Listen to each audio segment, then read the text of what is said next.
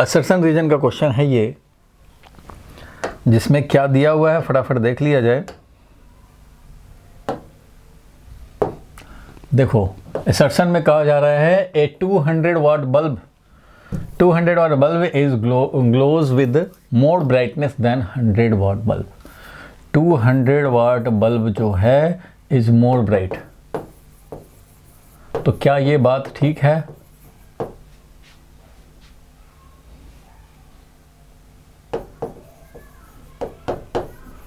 Hundred watt bulb से ये ज़्यादा ब्राइट है, तो होना चाहिए। ये तो बात जो है वो बिल्कुल ट्रू लग रहा है। क्यों भाई? ये 200 वाट बल्ब है, एक 100 वाट बल्ब है, और ये सिंपली एक सेंटेंस लिखा गया है कि 200 watt bulb glows with more brightness than 100 watt bulb. Simply लिखा गया। इसका मतलब क्या है? इस 2 वाट बल्ब को जब ग्लो कराएंगे it means we will apply 220 volt. जो हम लोग के घर में सप्लाई होता है वो 220 वोल्ट इससे भी देंगे और 220 वोल्ट इससे भी देंगे, और दोनों को जब सेम वोल्टेज देते हैं तो ये जो ब्राइटनेस दिखाता है, ये जो एनर्जी निकालता है पर यूनिट टाइम, वो 100 वाट है, और ये पर यूनिट टाइम जो निकाल रहा है ये 200 वाट है। 200 वाट का मतलब क्या है? 200 जूल पर सेकंड निकाल रहा है ये। अब 200 में से मान लो 50% भी लाइट एनर्जी में जाए, बाकी 50% हीट एनर्जी में मान लो चला गया, 50% भी जाए अगर लाइट में निकले, तो 200 जूल जो टोटल निकाल रहा है ये, उसमें से 100 तो लाइट में आएगा, तो इसमें से तो 50 ही लाइट में आएगा। तो इसका ब्राइटनेस तो ज़्यादा हो गई। तुम्हें पता है 100 वाट बल्ब लें कि 50 वाट लें या 25 वाट बल्ब लें, या आजकल एलईडी चलता है भाई, तो एलईडी चलता है तो कोई बात नहीं है। एक 18 वाट का आता है, एक 8 वाट का आता है, कोई 2 वाट का आता है, तो जो जितना ज़्यादा वाट उतना ज़्यादा ब्राइटनेस होता ही है। तो ये फर्स्ट सेंटेंस तो बिल्कुल करेक्ट है कि 200 वाट का बल्ब है हमारा भाई, वो ज़्यादा ब्राइटर होगा, बिल्कुल होगा। 220 के क्रॉस इसको भी कनेक्ट करोगे, मीन्स अंडरस्टूड है ये कि जो वोल्टेज आप फर्स्ट वाले को दोगे वही वोल्टेज आप सेकंड वाले को दोगे, ये अंडरस्टूड है। बिकॉज दोनों को बल्ब को ग्लो कराने के लिए हमें वही मेन में कनेक्ट करना होगा। दोनों को होल्डर से लगाएंगे, होल्डर में जब लगाएंगे जहाँ से बल्ब ग्लो करेगा तो वहाँ 220 वोल्ट इसमें भी सप्लाई होगा, उसमें भी सप्लाई होगा। सो फर्स्ट सेंटेंस तो भाई असर्शन जो है वो करेक्ट लग रहा है। रीजन एक अलग ये सेंटेंस है, इसका देखा जाए 100 watt bulb has more resistance than 200 watt bulb. 100 watt bulb को ज़्यादा रेसिस्टेंस होता है 200 वाट से। तो इस बात का भी चेक कर लिया जाए। तो पावर क्या होता है भाई? तो पावर होता है V²/R होता है। पावर का बहुत सारा फॉर्मूला है, लेकिन वोल्टेज के टर्म में अगर हम लोग चाहें, क्योंकि वोल्टेज तो हमें पता है भाई 220 वोल्ट पूरे सबके घर में यही 220 वोल्ट ही मिलता है। तो पावर I × V भी होता है, और V को अगर IR लिख दें तो I² R भी होता है, और अगर हम लोग I को V/R लिखें तो V²/R भी होता है। तो 3 फॉर्मूला है, V²/R, I² R and V × I, तीनों है। तो हमें क्या है, यहाँ पे रेसिस्टेंस चाहिए और वोल्टेज हमें दिया होता है। वोल्टेज तो दिया है चाहे नहीं दिया है, 220 वोल्ट है, और यहाँ पे पावर जो स्पेसिफाइड पावर। तो रेसिस्टेंस निकालने के लिए ये फॉर्मूला हम लोग यूज़ करते हैं, क्योंकि हमें पता होता है कि किसी बल्ब में जो स्पेसिफिकेशन होता है वो क्या होता है। जैसे ये है 200 वाट 220 वोल्ट लिखा रहेगा, ऐसे स्पेसिफाइड रहेगा। कोई भी बल्ब में यही होता है, चाहे ट्यूबलाइट तुम 40 वाट का ट्यूबलाइट लो, 20 वाट का लो, 5 वाट का लो, 10 वाट का लो, सबके बगल में लिखा रहेगा 220 वोल्ट 220 वोल्ट 220 वोल्ट। फैन है कितना भाई? 40 वाट 220 वोल्ट। सब कुछ तो भाई वैसे ही है। एसी क्या है? 3000 वाट है, बट वो 220 वोल्ट। ये पैनल है, ये भी चल रहा है भाई, तो इसका भी होगा 500 वाट बट 220 वोल्ट। तो सबके लिए 220 वोल्ट स्पेसिफाइड। तो हमें ये पता है कि जब 220 वोल्ट अप्लाई करते हैं तब ये पावर, स्पेसिफाइड पावर कब डिसिपेट होता है। 100 वाट बल्ब है तो वो 100 वाट कब देगा? जब 220 से कनेक्ट होगा। स्पेसिफाइड वोल्टेज जब अप्लाई होता है तभी स्पेसिफाइड पावर का लॉस होता है, ये मैंने पहले भी बताया है भाई। तो ये जो हमें पता है कि स्पेसिफाइड पावर का लॉस होगा स्पेसिफाइड वोल्टेज पे, और जितना भी इलेक्ट्रिकल अप्लायंस बनाए जाते हैं इंडिया में वो सब 220 वोल्ट के लिए बनाए जाते हैं। ठीक है भाई, तो इससे हम लोग रेसिस्टेंस निकाल सकते हैं किसी भी 100 वाट का, 200 वाट का, किसी का भी निकालना चाहे। Resistance is equal to specified voltage का square divided by specified power, इससे निकाल सकते हैं। तो दोनों का स्पेसिफाइड वोल्टेज तो 220 ही रहेगा, लेकिन एक में 100 यूज करोगे, एक में 200 यूज करोगे। तो यहाँ से हम लोग निकाल सकते हैं क्या भाई, तो 100 वाट वाले में कम वैल्यू है तो ये ज़्यादा है रेसिस्टेंस, मीन्स रेसिस्टेंस 100 वाट वाले का ज़्यादा होगा किससे, 200 वाट वाले से, क्योंकि दोनों में 220 स्क्वायर ही आएगा वोल्टेज, लेकिन पावर एक में 100 आएगा, एक में 200 आएगा। सो 100 वाला में तो 100 वाट आया, 200 वाले में 2, तो 100 वाट वाले में कम आया पावर, तो वैल्यू ज़्यादा है। तो resistance of 100 watt is more than resistance of 200 watt. ये कह रहा है क्या कि 100 watt bulb has more resistance than 200 watt bulb, ज़्यादा रेसिस्टेंस है। ये बात ट्रू है, तो ट्रू तो है, ट्रू तो है। अरे भाई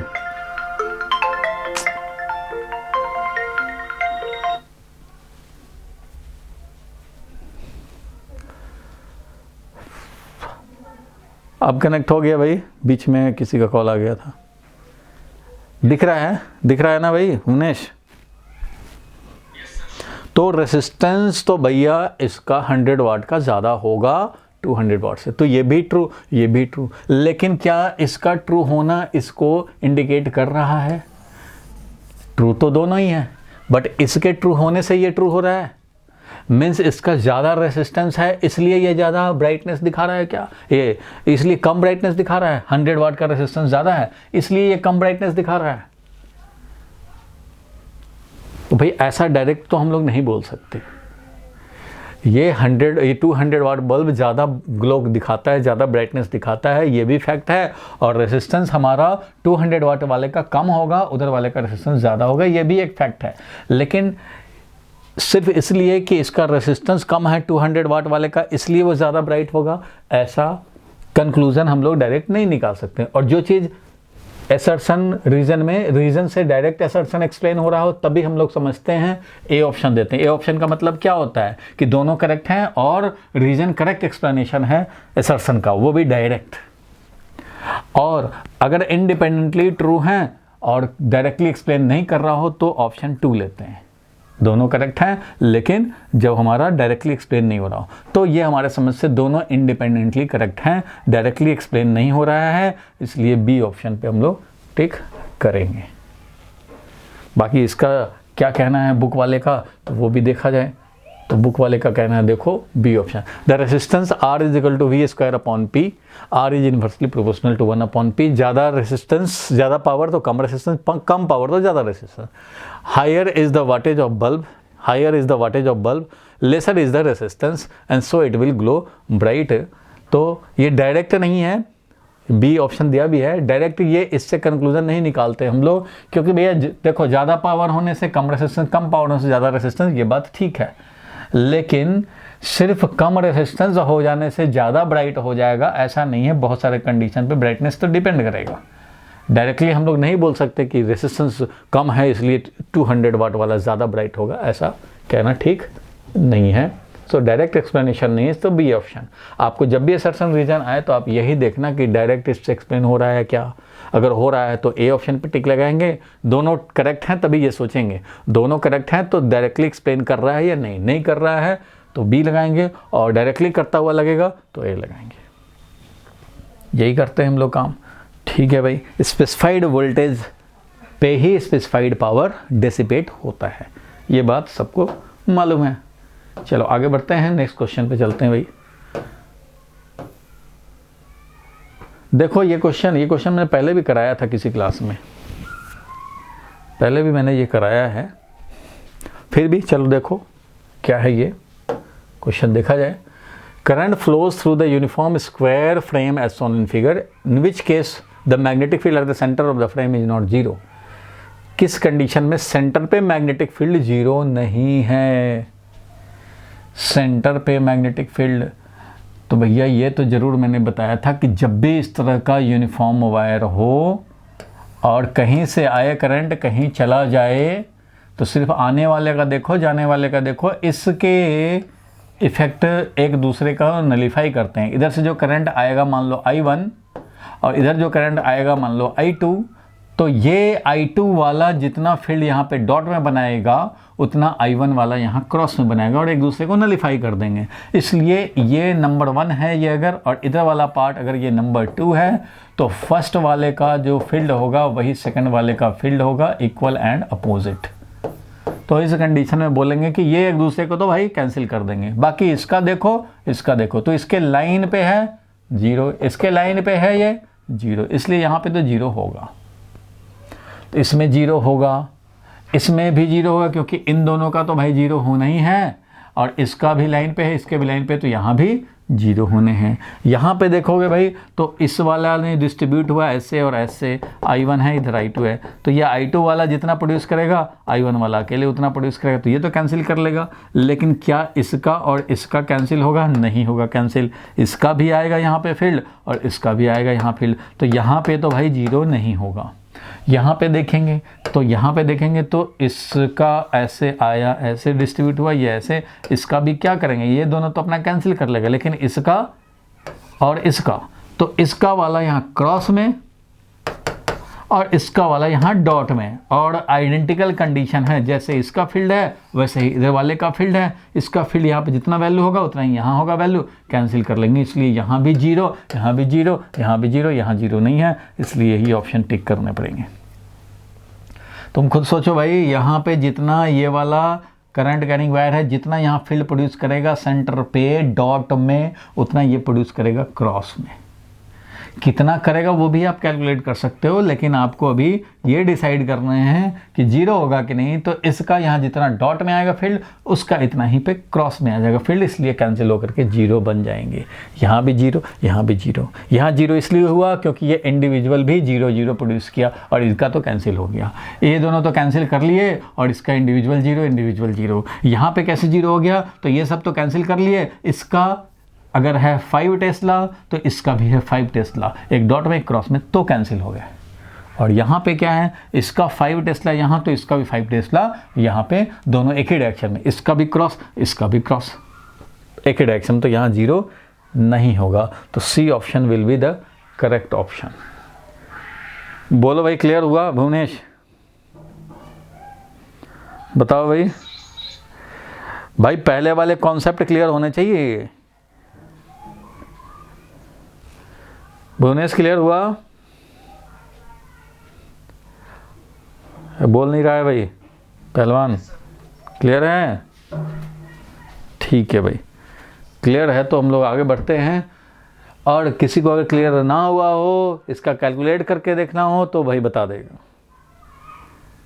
कैलकुलेशन करने होंगे तो वो अलग है मैटर।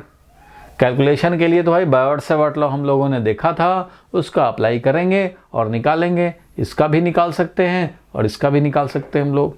इसका जब निकालोगे फील्ड तो परपेंडिकुलर डालते हैं ऐसे, इधर वाले के लिए 90 डिग्री यूज कर लेंगे अगर ये इनफाइनाइट वायर है, और इधर वाले के लिए कितना, तो -45 यूज कर लेंगे।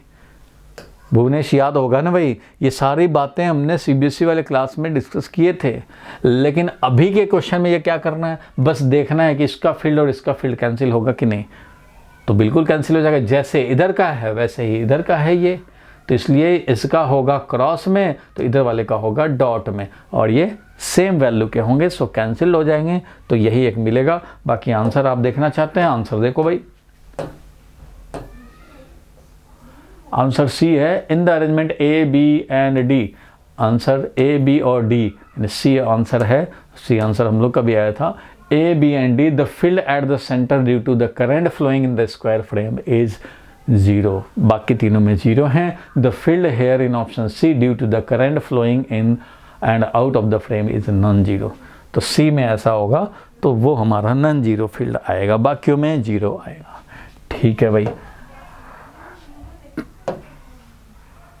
कन्फ्यूज़न हो ज़्यादा तो आप अलग से पूछ सकते हैं। ये सब डिस्कस किया हुआ है, इसलिए मैं बस तुम्हें जो काम का है उतना ही बात बता रहा हूँ। चलो देखो, और कुछ लोगों ने डाउट भेजा था जो कि ऑलरेडी क्लास में मैं डिस्कस कर रखा हूँ, तो इसलिए वैसे डाउट को डिस्कस करने का दोबारा से कोई मतलब नहीं है। तो पहले वाला देख लेंगे तो समझ जाएंगे अपने आप।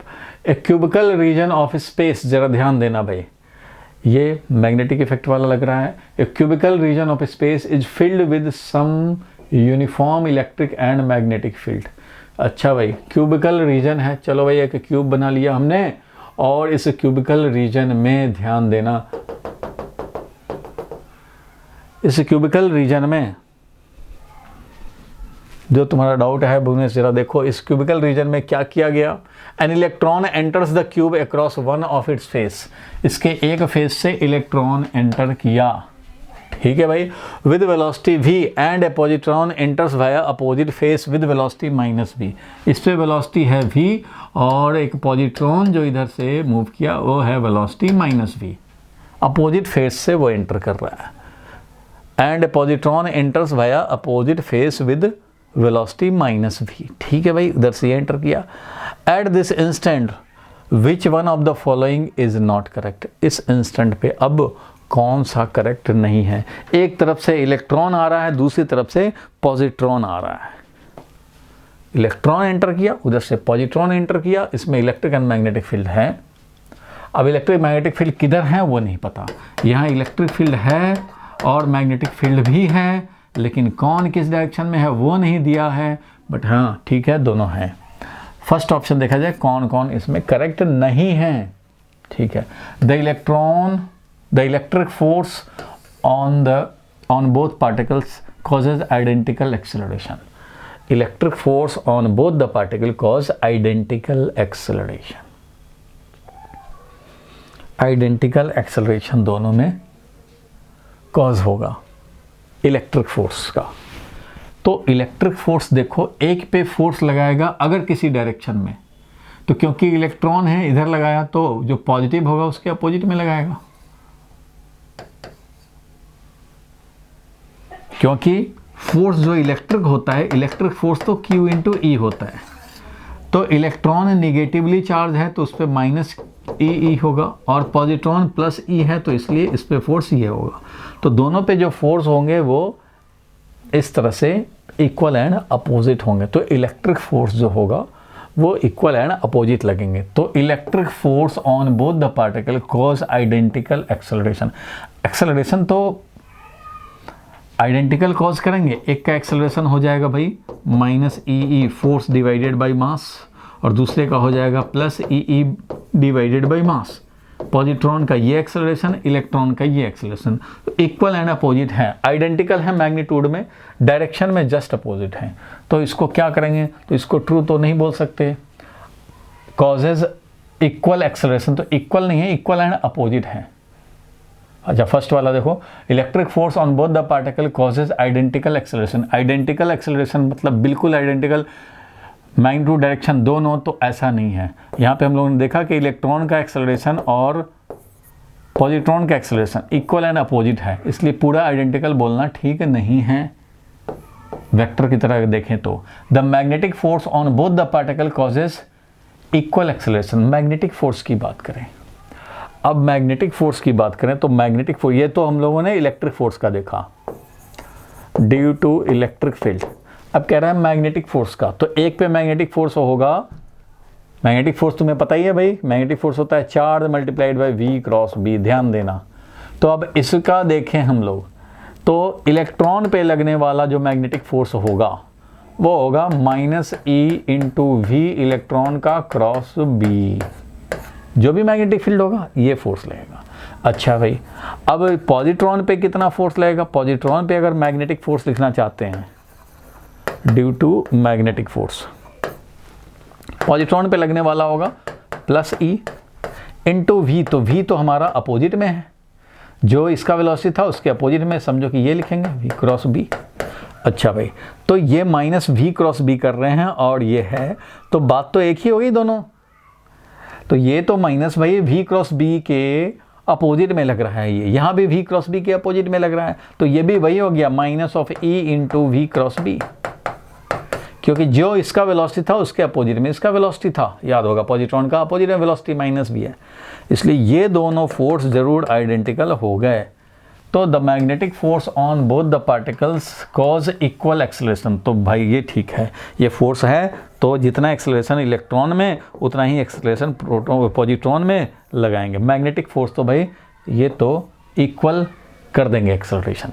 ये वाला आइडेंटिकल एक्सेलरेशन सिर्फ मैग्नीट्यूड में है, डायरेक्शन में नहीं है।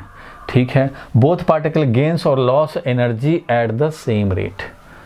दोनों पे गेन और loss of energy same rate से हो रहा है।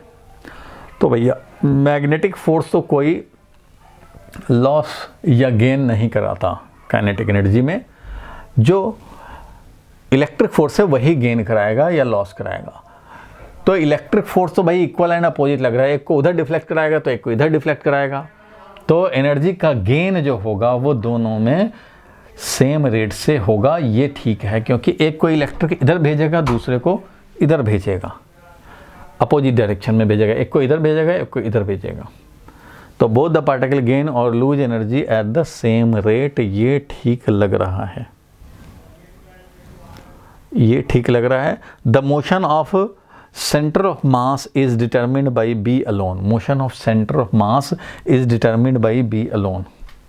तो motion of center of mass, तो देखो motion of center of mass को हम लोग B से बोल सकते हैं कि determined होगा। कैसे? क्योंकि देखो ध्यान से, एक मैग्नेटिक फोर्स कह रहा है, तो मैग्नेटिक फोर्स तो दोनों पे इक्वल लग रहे हैं, दोनों पे इक्वल लग रहे हैं। मैग्नेटिक फोर्स तो हमारे दोनों पे इक्वल लग रहे हैं। Electric force equal and opposite, इसलिए दोनों कंबाइंड सिस्टम के लिए अगर देखें तो इलेक्ट्रिक फोर्स जितना इस पे अपोजिट में है, तो कैंसिल कर लिया। तो नेट फोर्स इलेक्ट्रिक 0 है, मैग्नेटिक है वही है, और मैग्नेटिक फोर्स नेट है वो रहेगा, क्योंकि दोनों पे फोर्स, एक पे मैग्नेटिक फोर्स ऐसे लग रहा है तो दूसरे पे भी ऐसे लग रहा है, तो ओवरऑल मैग्नेटिक फोर्स के चलते पूरा सिस्टम एक्सेलरेट होगा। तो motion of the centre of mass will be decided by magnetic force, क्योंकि इलेक्ट्रिक फोर्स तो ओवरऑल 0 हो जा रहा है। तो मोशन मैग्नेटिक फोर्स ही डिसाइड करेगा motion of centre of mass. तो ये बात भी ठीक है भाई। क्वेश्चन में अब क्या कह रहा था? क्वेश्चन में कह रहा था कि विच of the following is not correct, कौन करेक्ट नहीं है। तो भैया करेक्ट नहीं है के मामले में तो फर्स्ट ही दिख रहा है हमें, ये करेक्ट नहीं है, क्योंकि ये आइडेंटिकल एक्सेलरेशन, बाकी सब में तो इक्वल एक्सेलरेशन, पार्टिकल गेन और loss energy at the same rate, क्योंकि मैग्नेटिक हमारा करता नहीं है, और इलेक्ट्रिक एक तो इधर देगा एक को उधर भेजेगा, लेकिन गेन ऑफ एनर्जी तो हमारा सेम रेट से होगा। तो इस हिसाब से तो हमारा फर्स्ट ऑप्शन ही बन रहा है। बाकी ये कुछ अगर छुपे हुए बात हो तो बात अलग है। A cubical region of space is filled with some uniform electric and magnetic field. An electron enters the cube across the one face. हाँ बोलो। बिल्कुल बिल्कुल सेम होता है, सिर्फ चार्ज अपोजिट होता है, चार्ज पॉजिटिव होता है। पॉजिट्रॉन इलेक्ट्रॉन का ही भाई है, सिर्फ चार्ज पॉजिटिव हो जाते हैं। ठीक है, तो देखते हैं इसका आंसर में। ये कौन सा क्वेश्चन था? 16 का डी, 15 का ए, 15 का ए, तो बिल्कुल ए ठीक है भाई। 15 नंबर क्वेश्चन था हम लोग का, इसका ए ठीक है। तो इस तरह से ए वाला ही इनकरेक्ट इसका होगा।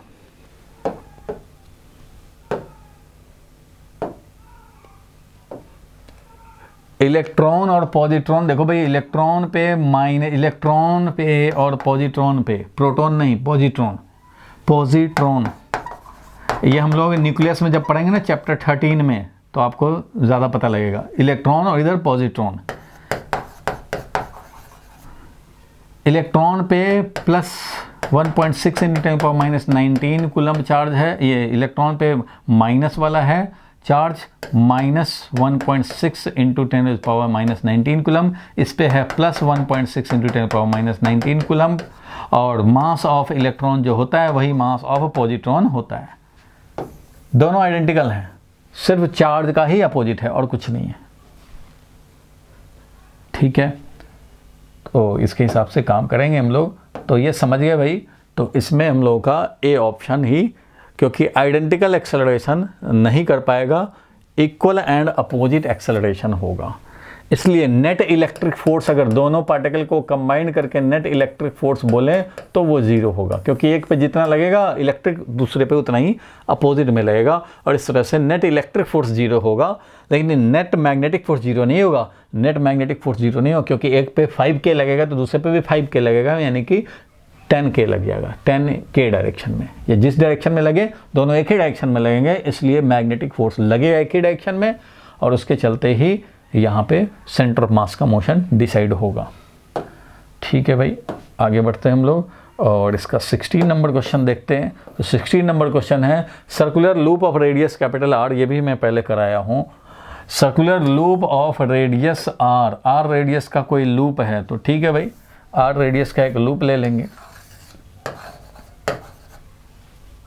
Circular loop of radius R carrying current I is placed in uniform, इसको हम लोगों ने प्लेस किया कहाँ भाई, तो uniform magnetic field of B perpendicular to the loop. इसको रखा हमने ऐसा फील्ड में जहाँ की ये परपेंडिकुलर मैग्नेटिक फील्ड हैं, परपेंडिकुलर मैग्नेटिक फील्ड है। अब इसमें क्या बताना है, the force on the loop क्या होगा। तो भैया ये पहले भी बताया है कि किसी भी लूप पे फोर्स क्या होगा, तो कोई भी करंट कैरिंग वायर पे फोर्स क्या होता है, कोई भी करंट कैरिंग वायर पे फोर्स होता है I into DL cross B। ये तो बताया था भाई फॉर्मूला। भुवनेश तुम अपना क्लास जो है ना वो मिस किया है, वो देखे नहीं हो, इसलिए तुम्हारा डाउट ज़्यादा हो गया है लिस्ट में।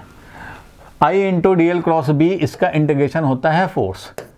किसी भी करंट कैरिंग वायर के DL लेंथ में अगर हम लोग देखें तो कितना इस पर फोर्स लगेगा भाई, तो I into DL cross B। अब क्योंकि पूरे लूप के पे फोर्स चाहिए नेट, तो इंटीग्रेट करने पड़ेंगे। ठीक है भाई, इंटीग्रेट करने पड़ेंगे। और यहाँ पे क्लोज लूप बन रहा है तो क्लोज लूप बने भाई। I सेम है पूरे एलिमेंट के लिए, सेम है। B सेम है पूरे एलिमेंट के लिए, B भी बाहर निकाल दिया। बचा क्या इसके अंदर भाई, तो integration of DL vector close loop के लिए। और जब क्लोज लूप के लिए DL वेक्टर इंटीग्रेट करेंगे तो वो बन जाएगा जीरो। तो zero cross B, it means क्या हो गया, जीरो हो गया फोर्स। तो net force will be zero. कभी भी कोई भी यूनिफॉर्म मैग्नेटिक फील्ड हो तो उसमें any close loop, current carrying close loop, uniform magnetic field, net force zero होता ही है, चाहे सर्कुलर हो चाहे रेक्टेंगुलर हो। रेक्टेंगुलर में तो तुम्हें और दिख जाएगा इक्वल होता हुआ। I into L cross B लगाओगे, इधर फोर्स लगेगा, तो I into L cross B लगाओगे, इधर लगेगा तो इस पे इधर लगेगा, इस पे इधर लगेगा। इस पे 2 न्यूटन तो इस पे भी 2 न्यूटन, इस पे 3 न्यूटन तो इस पे भी 3 न्यूटन, मिल करके क्या हो गया, नेट जीरो। उसी तरह से इस पे लगेगा तो यहाँ के एलिमेंट पे ये फोर्स लगेगा, यहाँ के एलिमेंट पे ये फोर्स लगेगा, यहाँ के एलिमेंट पे इधर फोर्स, ऐसे ऐसे फोर्स लगता रहेगा। और नेट निकालेंगे तो क्या मिलेगा भाई, तो नेट निकालेंगे तो जीरो। उधर वाले को इधर वाले ने कैंसिल किया, उधर वाले को इधर वाले ने कैंसिल किया, नेट हो गया जीरो। तो चाहे तो आप हर एलिमेंट पे निकाल करके और कैंसिल कर सकते हैं, या तो फिर सीधा लिख सकते हैं भाई किसी भी करंट कैरिंग वायर पे यही होता है फोर्स। क्लोज लूप के लिए निकालना चाह रहे हो तो पूरा तुम्हें DL वापस लाने पड़ेंगे। तो शेप चाहे रेक्टेंगुलर हो, सर्कुलर हो, या इस तरह का शेप हो, कैसा भी शेप हो, DL देखो भाई I तो सब में सेम है, और DL इंटीग्रेट करोगे क्लोज लूप के लिए तो ये हो गया है फोर्स। नेट फोर्स ये है हमारा I into DL cross B सब में सेम है, यूनिफॉर्म फील्ड में रखा है इसलिए B कांस्टेंट है भाई। B बाहर निकल गया, I भी बाहर निकल गया, बचा ये DL इंटीग्रेशन। और जब DL इतना इंटीग्रेट करोगे तो ये मिलेगा रिजल्टेंट, ये भी DL ऐसे कर रहे हैं तो ये रिजल्टेंट। लेकिन जब क्लोज ही कर दे रहे हो तो DL का इंटीग्रेशन क्या हो गया, जीरो वेक्टर हो गया, जीरो। तो इसलिए any closed loop placed in any uniform magnetic field will experience zero net force। तो ये तो फैक्ट है, पहले भी डिस्कस किया था ये। बोलो भाई, भुवनेश क्लियर है यहाँ तक? चलो आगे बढ़ते हैं, नेक्स्ट देखते हैं भाई। तो ये दोनों देख लिया हम लोगों ने, इसमें हम लोगों ने देख लिया था नेट फोर्स। डी ऑप्शन है 16 का, डी ऑप्शन मतलब जीरो ऑप्शन, तो जीरो ऑप्शन आ गया। चलो भाई आगे बढ़ते हैं हम लोग, और क्वेश्चन देखते हैं। 5 नंबर क्वेश्चन देखो, यहाँ लिखा है विच of the following does not use the application of AD current. तो एडी करंट सबको पता है भाई, सॉलिड कंडक्टर के सरफेस पे होता है ये एडी करंट। जब कोई भी मेटेलिक कंडक्टर के थ्रू फ्लक्स चेंज हो, क्या हो भाई, फ्लक्स चेंज हो। और जब भी फ्लक्स चेंज होगा तो फैराडेज लॉ के अकॉर्डिंगली इंड्यूस ईएमएफ और उससे होगा इंड्यूस करंट। यही इंड्यूस करंट बोलते हैं एडी करंट, जो कि सॉलिड के सरफेस में इस तरह से इंड्यूस होता है, सर्कल्स इस तरह से सरफेस में आता है, इसको एडी करंट बोलते हैं। इससे जो लॉस होता है एडी करंट लॉस होता है। याद होगा, इसको मिनिमाइज करने के लिए स्लॉटिंग और लेमिनेशन 2 मेथड होते थे। तो अच्छा, तो इसमें तो आपको याद रखने वाला बात है भाई, इलेक्ट्रिक पावर मीटर, इसमें एडी करंट यूज़ होता है भाई। इंडक्टेंस फर्नेस, इंडक्शन फर्नेस, इसमें भी नहीं, फर्नेस में तो भाई हीटिंग करते हैं, इसमें एडी करंट का लॉस यूज़ नहीं है।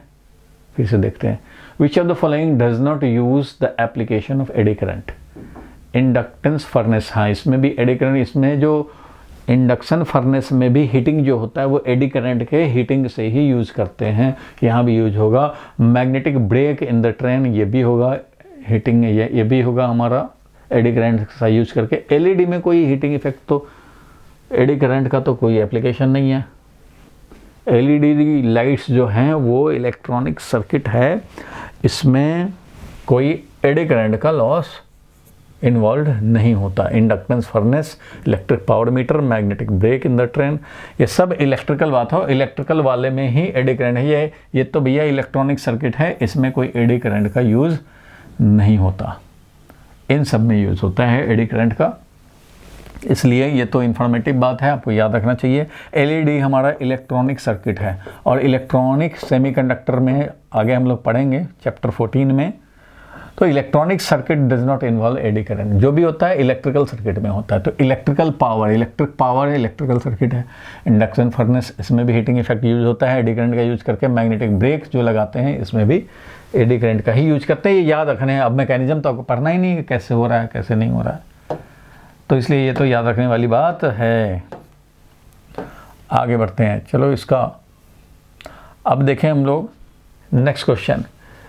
A boy pedals a stationary bicycle.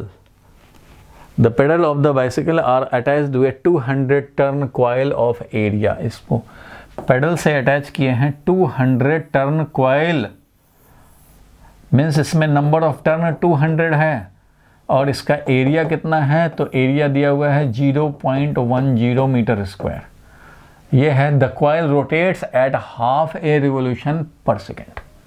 ये रोटेट कर रहा है, ये जो रोटेट हो रहा है ये है हाफ रिवोल्यूशन पर सेकेंड।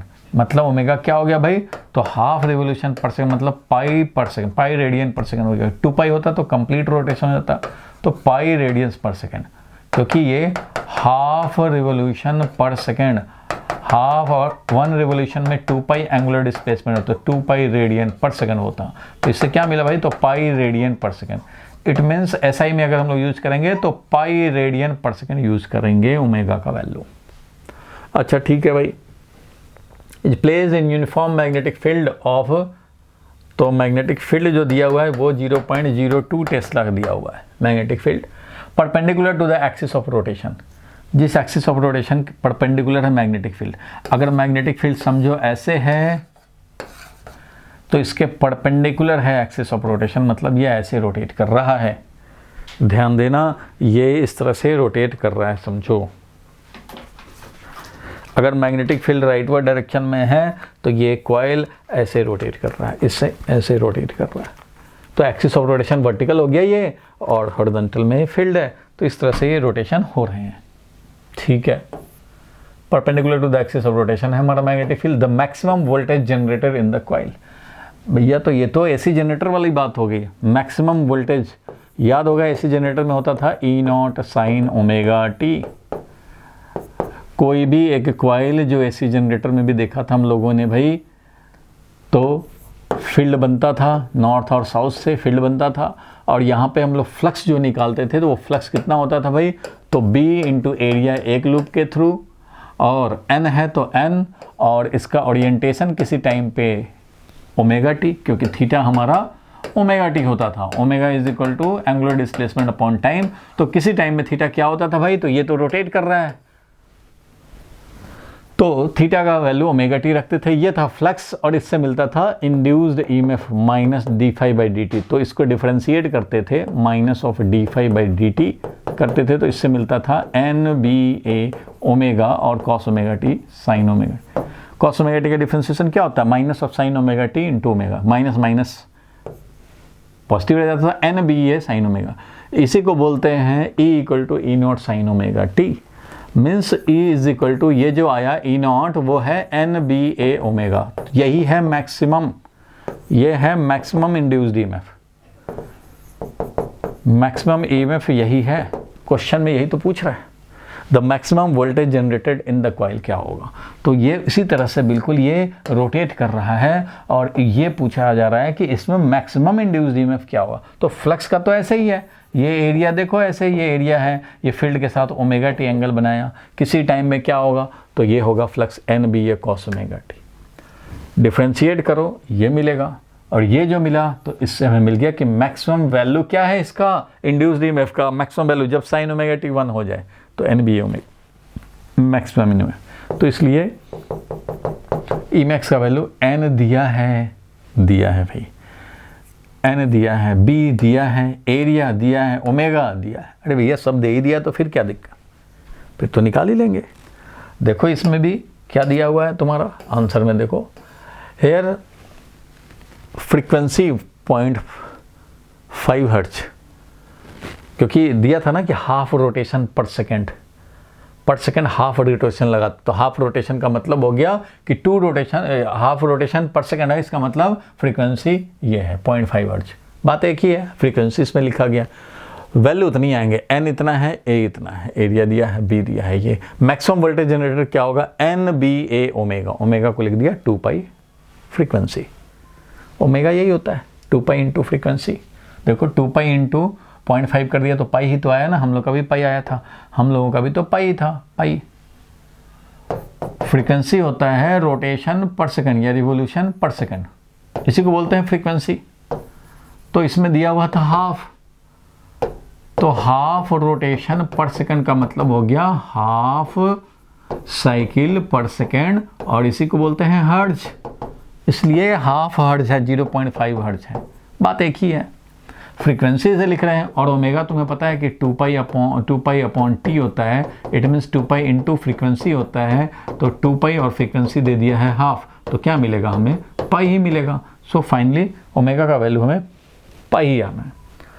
इसलिए एन बी ए ओमेगा जो होता है, तुम चाहो तो एन बी ए और ओमेगा के बदले में इसको ओमेगा को हम लोग चाहें तो 2 पाई इंटू फ्रीक्वेंसी भी लिख सकते हैं। तो वही काम उसने किया हुआ है, 2 पाई इंटू फ्रीक्वेंसी किया हुआ है, तो 2 पाई इंटू फ्रीक्वेंसी। इस तरह से हम लोग मैक्सिमम वैल्यू निकाल सकते हैं। आपने ओमेगा लिख लिया तो ओमेगा से डायरेक्ट कर लेंगे, फ्रीक्वेंसी लिखा तो 2 पाई एफ से यूज कर लेंगे। एसी जनरेटर में बिल्कुल यही काम होता था, N B a cos omega T, यह है फ्लक्स। एसी जनरेटर में जो कॉइल रोटेट करता है उसका flux as a function of time, ये था, याद होगा भुवनेश, बताया तो था ये सब भुवने। अरे याद आ रहा है कुछ गुजरा जमाना?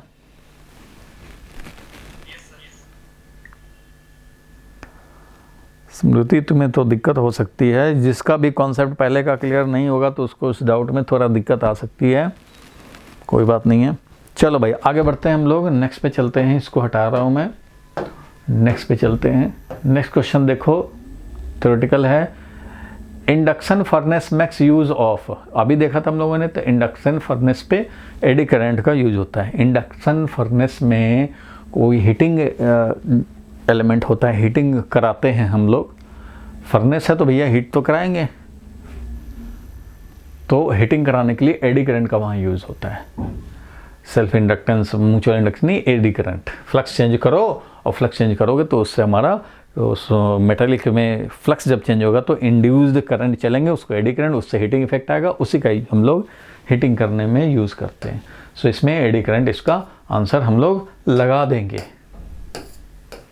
चलो अब एक और क्वेश्चन आ गया, देखो जरा इसको, ये थोड़ा न्यूमेरिकल सॉल्व करने पड़ेंगे, तो एक बार ट्राई मार लो जल्दी से। Circular coil of radius 6 centimetre. चलो भाई एक सर्कुलर कॉइल है, इसका रेडियस दे दिया हुआ है 6 सेंटीमीटर एंड 20 टर्न। अच्छा भाई ये कॉइल जो है इसमें नंबर ऑफ टर्न दिया हुआ है भाई 20, नंबर ऑफ टर्न इसमें 20 दे दिया हुआ है, ठीक है। Rotates about it's vertical diameter, ठीक है भैया, वर्टिकल डायमीटर के अबाउट रोटेट कर रहा है with N angular speed of, angular speed भी दे दिया कितना भाई, तो 40 रेडियन पर सेकेंड। अच्छी बात है, ये प्रीवियस क्वेश्चन की तरह है। In a uniform horizontal magnetic field, अच्छा ये तो बिल्कुल, ये तो बहुत अच्छी बात होगी, ये तो फिर प्रीवियस वाला क्वेश्चन हो गया। ये है समझो मैग्नेटिक फील्ड, मैग्नेटिक फील्ड इस तरह से राइटवर्ड डायरेक्शन में है हॉरिजॉन्टल में, और ये वर्टिकल डायमीटर के अबाउट रोटेट कर रहा है। मैग्नेटिक फील्ड का वैल्यू दिया हुआ है, मैग्नेटिक फील्ड का वैल्यू दिया हुआ है 2 × 10⁻² टेस्ला, ठीक है भाई।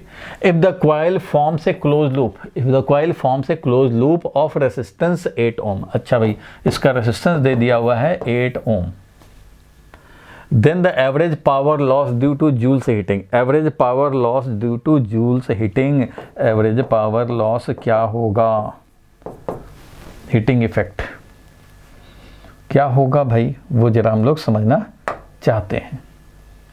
तो ठीक है, देखा जाए।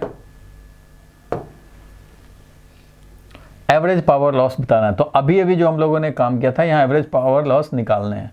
तो अभी जो काम किया था, ईएमएफ क्या मिला था हमें, ईएमएफ मिला था NBA omega cos omega T. हम लोग डायरेक्ट इसको याद रखते हैं भाई, अब बार बार आप निकालते नहीं रहोगे, आप याद रखो, क्योंकि न्यूमेरिकल तो डायरेक्ट आता है। NBA omega sine omega T, ये अपना इंड्यूस्ड ईएमएफ होता है। किसी भी एसी जनरेटर इसी तरह का कॉन्सेप्ट होता है, उसमें भी रोटेट करते रहते हैं। ये ओमेगा एंगुलर स्पीड से रोटेट कर रहा है। अगर इसको डिराइव करना चाहोगे तो फ्लक्स है, ये फ्लक्स होगा एक लूप के through BA cos omega T, और n लूप हैं तो ये। और इंड्यूस्ड ईएमएफ कैसे आएगा भाई, तो induced EMF Faraday's law minus d∅dt से आएगा, तो माइनस और NBA कांस्टेंट है, कॉस ओमेगा टी का हो गया minus of sine omega T into omega, तो इसलिए ये फाइनली माइनस माइनस कैंसिल हुआ और ये मिला NBA ओमेगा और साइन ओमेगा टी। इस तरह से हमें मिलता है। साइन ओमेगा टी जब 1 हो जाए तो ये वैल्यू ईएमएफ का वैल्यू हमारा NBA ओमेगा होगा, जो कि मैक्सिमम वैल्यू होगा, ठीक है भाई, ये होता है। अब इसमें निकालना है तुम्हें पावर लॉस, पावर लॉस निकालना, रेसिस्टेंस दिया है तो चलो भाई हम लोग करंट निकाल लेंगे। तो किसी टाइम पे करंट क्या होगा, तो उस टाइम पे जो ईएमएफ है डिवाइडेड बाय रेसिस्टेंस, तो ठीक है भाई NBA ओमेगा और साइन ओमेगा टी होता है induced EMF, voltage divided by R करेंगे तो मिलेगा हमें करंट, इसलिए current as a function of time हमें मिल गया, current as a function of time ये हो गया, कोई बात नहीं है। अब हम लोग को निकालना क्या था, एवरेज पावर। तो एवरेज पावर तुम्हें पता है कि जब भी साइनसॉइडल करंट होता है या वोल्टेज होता है, उस कंडीशन में हम लोग लिखते हैं क्या भाई, तो चाहे तो VRMS IRMS cos फाई लिखते हैं, ऐसा लिखते हैं। तो यहाँ तो ओनली हीटिंग इफेक्ट होना है भाई, तो cos फाई क्या है, 0 है, क्योंकि प्योर रेसिस्टिव है ये। तो VRMS IRMS cos फाई, इसको हम लोग लिख सकते हैं V पीक बाई √2। IRMS को लिख सकते हैं I का maximum value I peak by √2, बिल्कुल लिख सकते हैं भाई। और cos फाई क्या है, cos तो 0 डिग्री है, क्योंकि यहाँ पे प्योर रेसिस्टिव कॉइल है, इसलिए V का पीक वैल्यू I का peak value divided by 2, this is the value of average power. तो इसलिए जो एवरेज पावर निकल रहा है हमारा वो सिंपल सा आ गया कितना, तो V0 का मैक्सिमम वैल्यू था NBA ओमेगा, अच्छा भाई I0 का मैक्सिमम वैल्यू था ये है I0 मतलब I करंट का मैक्सिमम वैल्यू, और ये करंट का मैक्सिमम वैल्यू है NBA omega by R, NBA omega divided by R ये है। तो VRMS IRMS डिवाइडेड बाई ये मिल गया। अब ये मिल गया तो इसके हिसाब से अब हम लोग काम कर देंगे और ये वैल्यू कैलकुलेट कर लेंगे, यानी कि NBA ओमेगा का whole square divided by 2 into R, ये वैल्यूज़ डाल देंगे। तो N दिया है, B दिया है, A दिया है, ओमेगा दिया है, R भी दिया है, निकाल लेंगे। NBA ओमेगा का whole square divided by 2R, NBA omega का whole square divided by 2R, ये वैल्यूज डालना पड़ेगा। देख लेते हैं भाई इसमें क्या दिखाया हुआ है। इसमें तो सारा निकालते हुए चला है भाई, सारा निकालते हुए आर दिया है, ठीक है, दिया हुआ है maximum EMF induce NBA omega, ठीक है भाई, NBA ओमेगा। सर्कुलर कॉइल था, एरिया ऑफ क्रॉस सेक्शन क्या होगा, एरिया ऑफ द कॉइल क्या होगा, पाई आर स्क्वायर। तो NBA ओमेगा से हम लोगों ने मैक्सिमम वैल्यू ऑफ वोल्टेज निकाल ही लिया। Average value of EMF induce in full cycle, चलो एवरेज से मतलब नहीं है। मैक्सिमम वैल्यू ऑफ करंट क्या होगा, तो NBA ओमेगा बाई आर। अभी हम लोगों ने देखा था भाई मैक्सिमम वैल्यू ऑफ करंट क्या होगा, तो NBA ओमेगा बाई आर।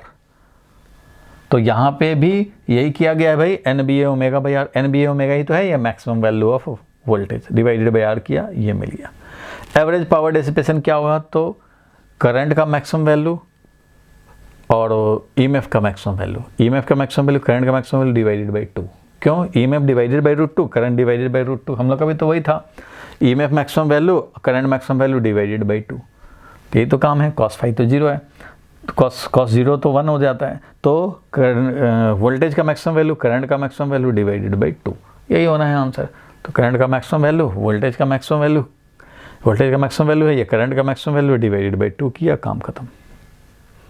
इस तरह से हम लोग को सॉल्व करने थे। करना कुछ नहीं होता भाई, कॉइल घूम रहा है तो ये है इंड्यूस्ड ईएमएफ, मैक्सिमम वैल्यू है ये, बताइए ये इंड्यूस्ड ईएमएफ, ये बना करंट। तो जब साइनोसाइडल है तो इसका मतलब AC वाला कॉन्सेप्ट यूज़ करो। पावर लॉस बताने हैं तो एवरेज पावर लॉस जो होता है वो VRMS IRMS cos फाई होता ही है, तुम्हें पता ही है।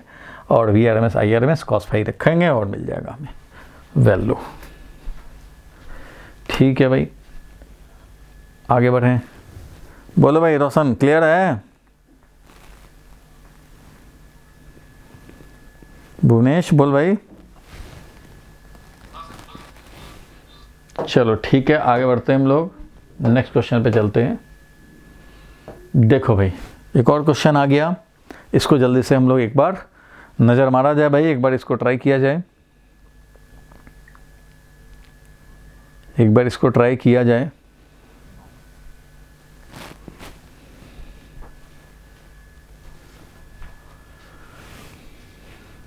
Conducting loop is placed in uniform magnetic field with its plane perpendicular to the field. The EMF is induced in the loop if it is rotated about its axis, it is rotated about diameter, it is not moved, it is given a translational motion in the field. तो conducting loop को place किया है uniform magnetic field में with its plane perpendicular to the magnetic field. तो ठीक है भैया, इसका ये हमने ले लिया एक यूनिफॉर्म फील्ड और इसमें रखा है हम लोगों ने कॉइल, जिसका कह रहा है कि ये plane perpendicular to the magnetic field है, ऐसा प्लेन है ये। तो प्लेन इस वर्टिकल प्लेन में है, समझो इस तरह का ये प्लेन में है, वर्टिकल प्लेन इसके परपेंडिकुलर है। तो इसमें ये कॉइल रखा हुआ है, ठीक है। Place in uniform magnetic field with its plane perpendicular to the field, perpendicular to the field and EMF is induce in the loop. अब इसमें EMF इंड्यूस होगा, induce in the loop if it is rotated about its axis. अपने ही axis के about अगर rotate करा दें तो क्या इंड्यूस्ड EMF होगा। इसका एक्सिस तो ये है, इसका एक्सिस तो ये है, इस लूप का एक्सिस ये है। तो अपने ही एक्सिस के अबाउट ऐसे रोटेट कराने लग जाएं तो क्या इंड्यूस्ड EMF आएगा, इंड्यूस करंट आएगा? नहीं आएगा। क्यों? ये है फील्ड, ये है तुम्हारा प्लेन, तो इसका फ्लक्स हो गया मैक्सिमम। फ्लक्स इसके through maximum field line cross कर रहे हैं, मैक्सिमम फ्लक्स है। अब इसको रोटेट कराएं, फ्लक्स तो उतना ही है, उतना ही है। अगर ऐसे रोटेट कराएं अबाउट इट्स ओन एक्सिस, अपने ही एक्सिस के अबाउट रोटेट कराएं, तो इसका एक्सिस तो ये है, इसी एक्सिस के अबाउट रोटेट कराएंगे तो फ्लक्स में कुछ भी चेंज नहीं पाएंगे। ऐसे रोटेट कराने से फ्लक्स में कोई चेंज नहीं आएगा, और जब फ्लक्स में कोई चेंज नहीं आएगा it means induced EMF is 0, तो कोई इंड्यूस्ड EMF नहीं होगा,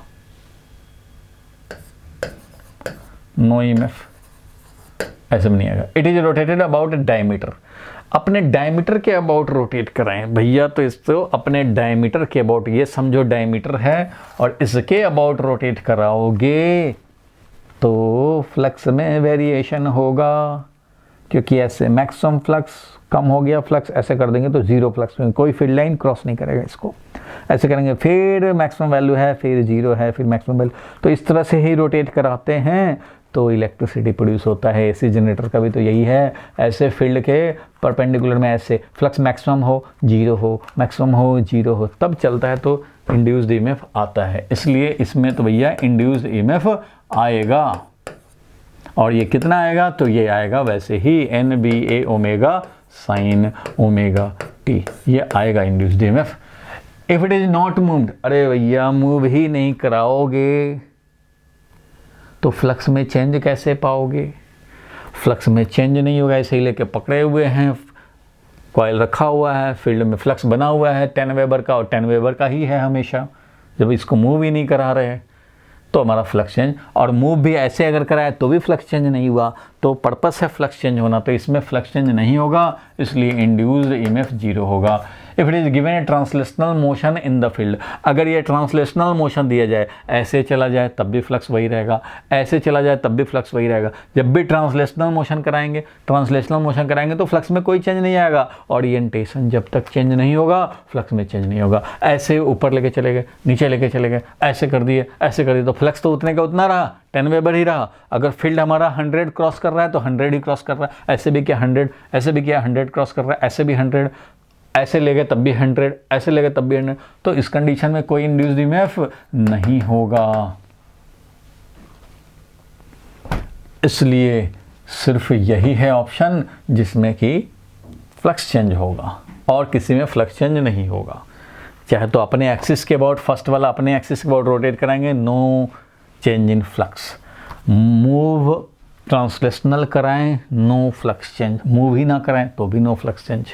सिर्फ रोटेट ऐसा कराएं कि इसका number of field lines crossing change हो तो फ्लक्स चेंज होगा, और तभी इंड्यूस्ड ईएमएफ आएगा। चलो भाई, ये तो समझ गए हम लोग कि इसका बी ऑप्शन करेक्ट था। बाकी हम लोग इसका आंसर देखें, बी ऑप्शन करेक्ट है। EMF is induced only when the magnetic flux link with the loop changes, this is possible when the loop is rotated about diameter. तो जितने ऑप्शन थे उसके हिसाब से तो डायमीटर के अबाउट रोटेट करोगे तभी हो पाएगा फ्लक्स में चेंज। बोलो भाई, क्लियर है? चलो क्लियर है तो अब आगे बढ़ते हैं हम लोग, नेक्स्ट पे चलते हैं भैया। नेक्स्ट पे देखते हैं, आ गया एक और क्वेश्चन देखो। When a wire loop is rotated in magnetic field, the direction of induced EMF changes every 1 revolution, half revolution, 1/4 revolution या 2 रिवोल्यूशन बताने हैं। When wire loop is rotated in magnetic field, ये भी उसी तरह का समझेंगे। मैग्नेटिक फील्ड में रोटेट कर रहे हैं भैया एसी जनरेटर की तरह, नॉर्थ है समझो, इधर साउथ है, और इस तरह से मैग्नेटिक फील्ड बना हुआ है। और इसमें हमने क्या किया, एक वायर लूप को रोटेट कराया, एक वायर से जो लूप बना रखा है इसको रोटेट करा रहे हैं। When a wire loop is rotated in the magnetic field, the direction of induced EMF changes। इसको रोटेट कराने तो ऑब्वियसली इंड्यूस्ड EMF हो रहा है रोटेट कराने से, तो इसका मतलब इसको ऐसे ही रोटेट करा रहे हैं ताकि ये फ्लक्स चेंज होता रहे। इट मीन्स यहाँ पे फ्लक्स चेंज होगा। कैसे भाई? तो NBA cos ओमेगा टी से चेंज होगा, क्योंकि एट एनी मोमेंट इसका जो एरिया वेक्टर होगा वो फील्ड के साथ कितना एंगल बनाया होगा, ओमेगा टी। तो फ्लक्स एक लूप के लिए कितना बनेगा भाई? तो एक लूप के लिए BA cos omega T, B dot area होता है फ्लक्स, तो बी डॉट एरिया, तो B into area cos omega T एक लूप के लिए। लेकिन ऐसे ऐसे n लूप हैं, इसलिए NBA cos omega T flux है टी टाइम पे। तो कह रहा है direction of induced EMF changes every, induced EMF का डायरेक्शन कितने कितने पे चेंज होगा। तो देखो तुम्हें समझाने के लिए इतना बता रहा हूँ, ये है, और इंड्यूस्ड EMF अभी निकाला था -dφ/dt किया था, तो इससे क्या मिला था भाई? तो NBA ओमेगा और साइन ओमेगा टी, तो ये मिला था। अब ये कितने पे डायरेक्शन चेंज करेगा वो क्या पता नहीं लगेगा हमें। ये देखो टाइम के साथ अगर दिखाएं तो फ्लक्स हमारा इस तरह से चेंज हो रहा है, मैक्सिमम इस तरह से चल रहा है। ये है अपना फ्लक्स का वेरिएशन, ठीक है भाई, ये तो फ्लक्स का वेरिएशन हो गया। अब बात कर लें हम लोग इंड्यूस्ड ईएमएफ का, तो इंड्यूस्ड ईएमएफ है एन बी ए ओमेगा साइन ओमेगा टी, तो साइन ओमेगा टी वाला ये चलेगा, इंड्यूस्ड ईएमएफ ऐसे चलेगा, ये ऐसे ऐसे चलेगा, ये इंड्यूस्ड ईएमएफ, तो इंड्यूस्ड ईएमएफ ऐसे चलेगा। इसका एक साइकिल कब पूरा होगा भाई, इसका एक साइकिल पूरा हो, ये है t/2 टाइम, ये वाला है t टाइम, ये t/2 टाइम है और ये वाला t टाइम है, t टाइम में ये दोनों अपना अपना साइकिल पूरा किया। तो देख रहे हो डायरेक्शन कितने, इंड्यूस्ड ईएमएफ का डायरेक्शन, अभी ये पॉजिटिव है, पॉजिटिव है, पॉजिटिव है, इंड्यूस्ड ईएमएफ पॉजिटिव है, ये इंड्यूस्ड ईएमएफ दिखा रहा है भाई, पॉजिटिव है, पॉजिटिव है, पॉजिटिव है। अब इसके बाद ये निगेटिव होने लग गया, इंड्यूस्ड ईएमएफ निगेटिव, डायरेक्शन बदल दिया, निगेटिव है, निगेटिव है, निगेटिव है, फिर निगेटिव है, मीन्स t/2 टाइम में डायरेक्शन चेंज, फिर t/2 टाइम में डायरेक्शन चेंज, फिर t/2 में डायरेक्शन चेंज, हर t/2 पे डायरेक्शन चेंज।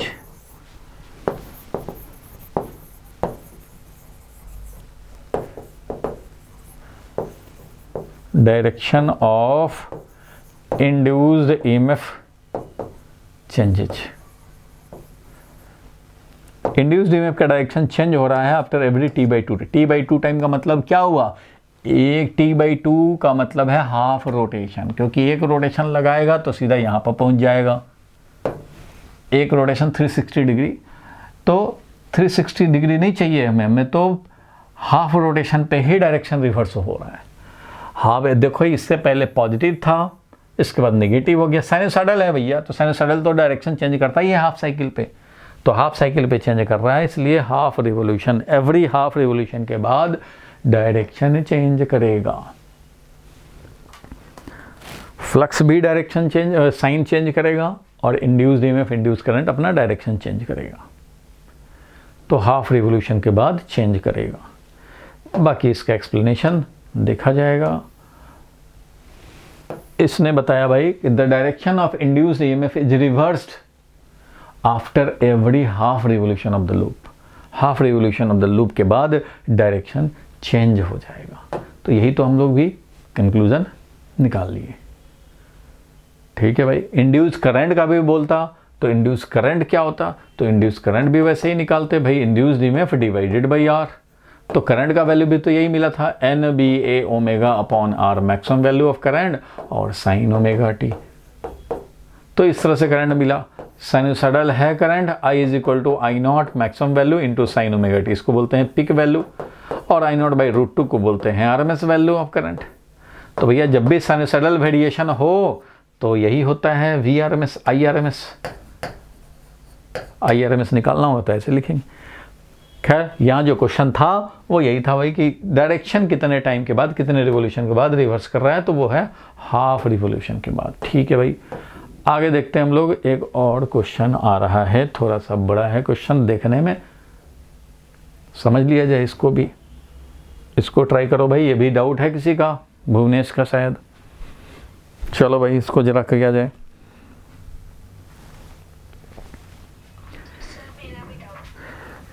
ठीक है, कोई बात नहीं है।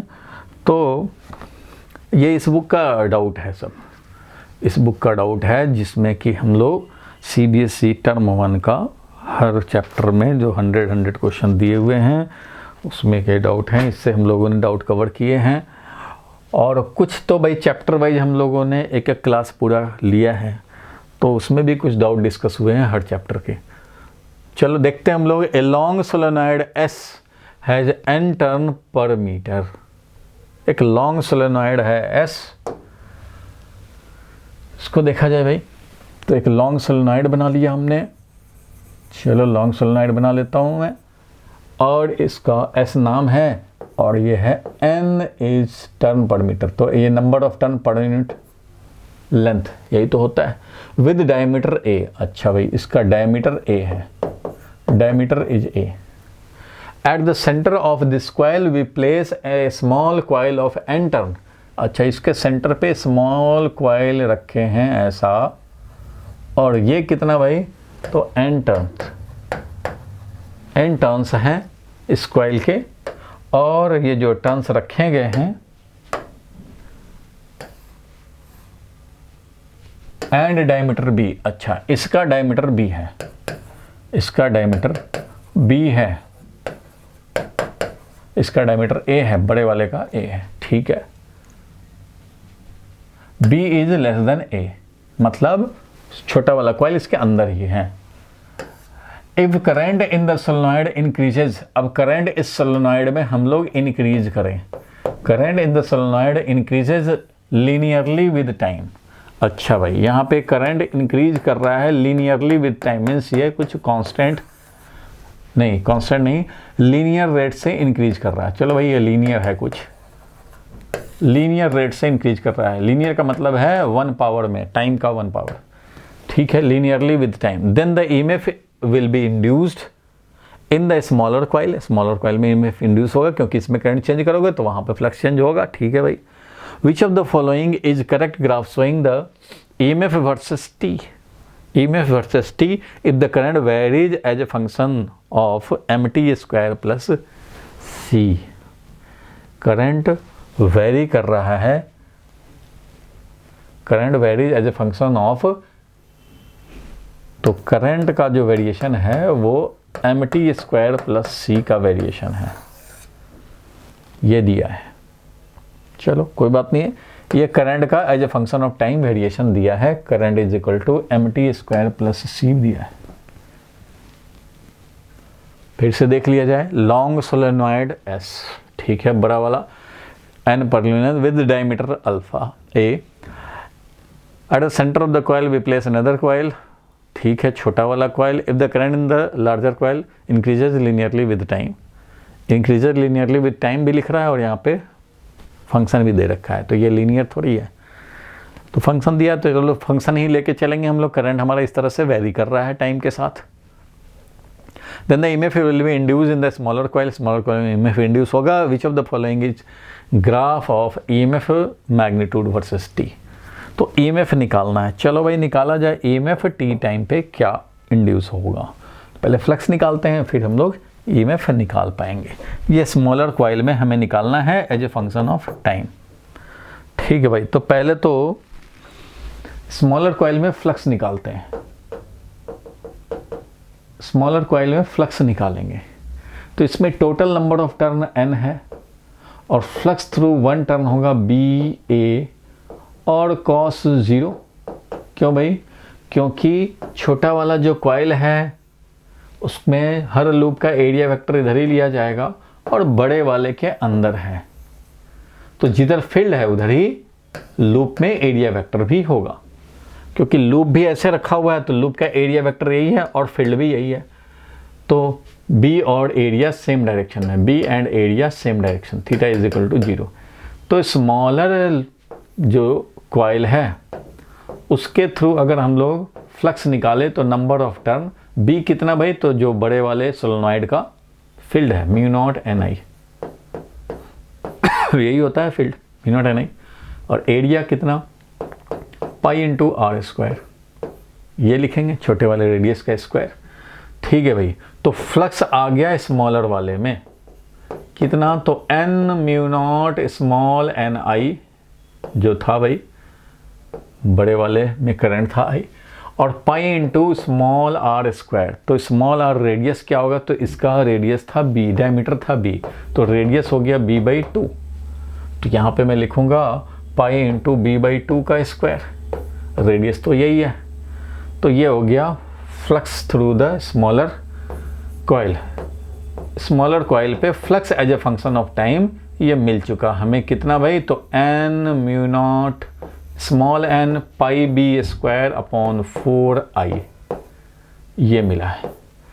इसलिए इंड्यूस्ड ईएमएफ स्मॉलर में जो मिलेगा हमें माइनस ऑफ d∅/dt मिले, माइनस ऑफ d∅, फाई कौन सा, वही स्मॉलर के थ्रू जो है वही माइनस ऑफ d∅/dt, तो माइनस रख देते हैं और डिफ्रेंशिएट करते हैं इसको, तो डिफ्रेंशिएट करेंगे तो ये तो भैया कांस्टेंट है n mu nought small n pi B square upon 4, ये तो कांस्टेंट है और यहाँ आएगा di/dt। अच्छा भाई di/dt ये है, ठीक है, बिल्कुल ठीक बात है, di/dt है। यहाँ पे देखो इक्वेशन दे रखा है ये, तो इससे हम लोग di/dt निकाल सकते हैं। di/dt निकालेंगे तो क्या मिलेगा भाई, तो ये मिलेगा 2mt प्लस सी का तो 0 होता है, तो 2mt मिल जाएगा।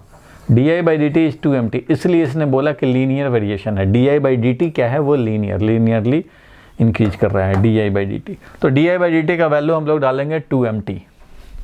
तो यहाँ पे हो जाएगा, हमें सिर्फ EMF का वैल्यू चाहिए, स्मॉलर लूप के थ्रू जो EMF है उसका सिर्फ मैग्नीट्यूड चाहिए, जो क्वेश्चन कह रहा है उसी का ग्राफ चाहिए हमें। तो n μ0 n pi b square divided by 4, और di/dt जो है हमारा वहाँ पे आया 2mt। तो ये तो भाई सब कुछ कांस्टेंट है यो t, यानी कि EMF is directly proportional to t। EMF is directly proportional to t। EMF तो डायरेक्टली प्रोपोर्शनल टू t आ रहा है।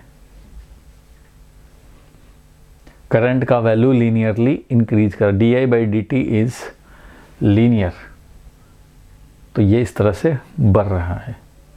बाकी सब है कांस्टेंट, करंट इंक्रीज कर रहा है इसलिए लीनियरली इंक्रीज कर रहा है। तो लीनियर इंक्रीज करने वाला यहाँ देखो दिख रहा है, EMF is directly proportional constant times t।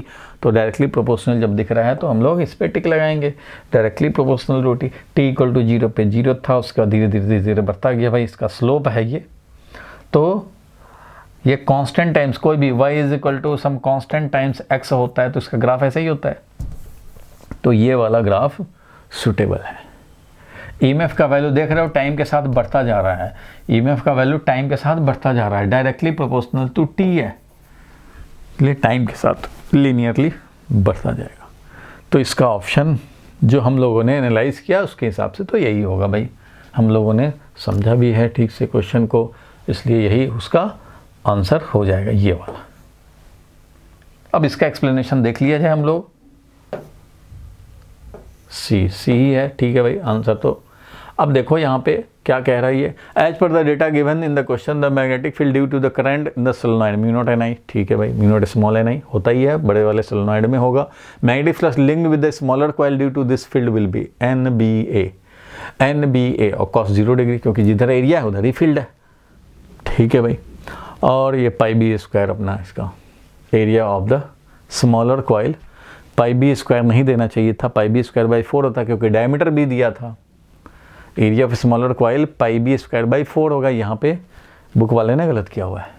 तो EMF induce in the coil will be -d∅/dt, तो -d∅ का वैल्यू πb²/4 आया था।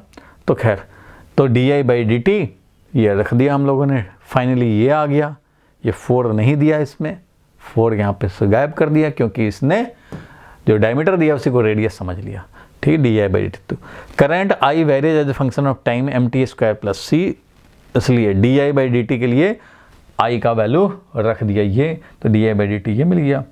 कांस्टेंट टाइम्स 2mt यानी कि directly proportional, magnitude is directly proportional to t, वो मुझे मिल गया। हम लोग को भी मिला था भाई, ये है कि हम लोगों का अपॉन 4 आया था, बाकी सब तो सेम रहेगा, बाकी सब सेम रहेगा, अपॉन 4 आएगा।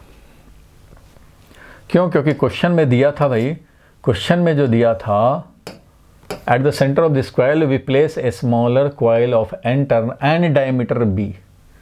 तो जब स्मॉलर कॉइल का डायमीटर b दिया है तो रेडियस तो भाई b/2 ही लेंगे, b/2 लेंगे, ठीक है। इसलिए इसमें इसको रेडियस से लेके सॉल्व कर दिया है। तो भैया ठीक है, अपना ऑप्शन करेक्ट है, डायरेक्टली प्रोपोर्शनल वाला सी ऑप्शन था, इसलिए हम लोगों ने ले लिया। क्लियर है यहाँ तक? आगे बढ़े भाई, आगे बढ़ा जाए। चलो एक क्वेश्चन ये देखते हैं, एक और क्वेश्चन आ गया। भुवनेश क्लियर हो गया ना भाई, उसका ग्राफ लीनियर होगा, डायरेक्टली प्रोपोर्शनल टू t। चलो आगे बढ़ते हैं, इस वाले क्वेश्चन को देखा जाए।